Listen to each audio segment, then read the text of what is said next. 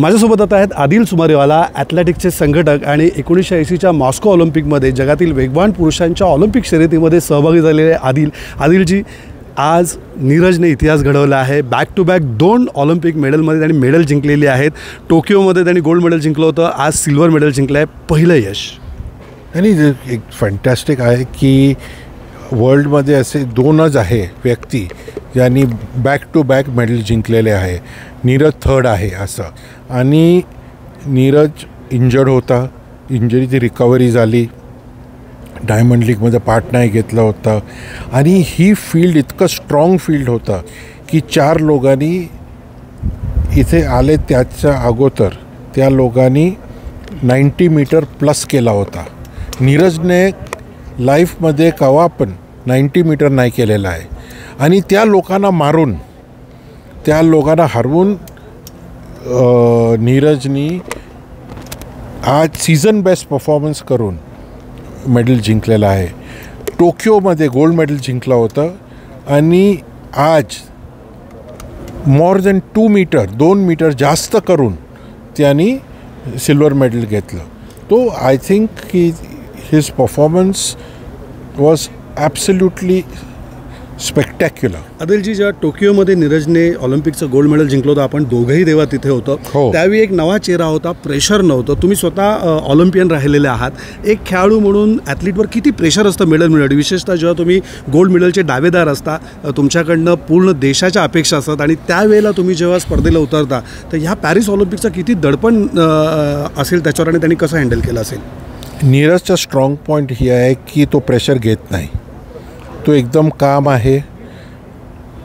त्याचं माइंड असं चालतं की पहिला मी काय केलं सोडा, पुढे काय करायचं सोडा, आता मला काय करायचं आहे. आणि तो त्याचा फोकस आहे की मला आता ही करायचं आहे.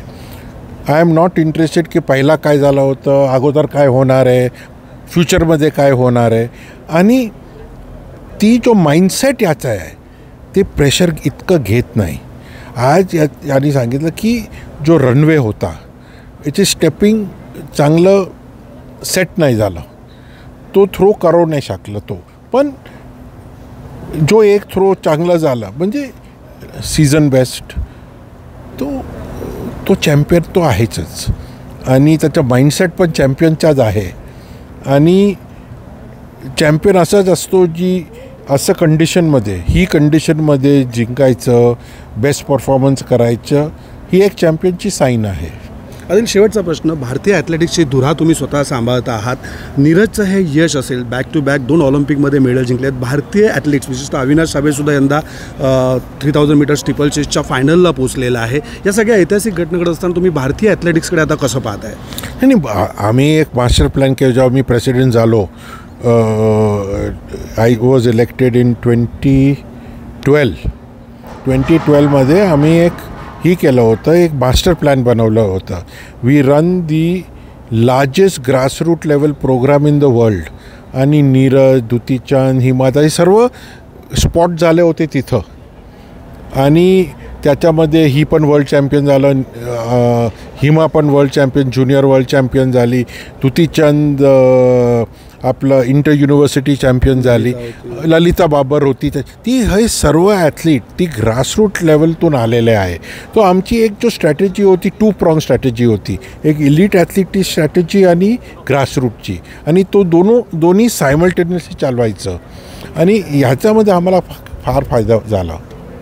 हे होते आदिल सुमारेवाला, जे स्वतः ऑलिम्पियन होते आणि यंदाच्या पॅरिस ऑलिम्पिकमध्ये ते ज्युरीसुद्धा होते. आदिलजी, ABP माझासाठी बोलल्याबद्दल धन्यवाद. मी संदीप चव्हाण, ABP माझासाठी, पॅरिस. ABP माझा, उघडा डोळे बघा नीट.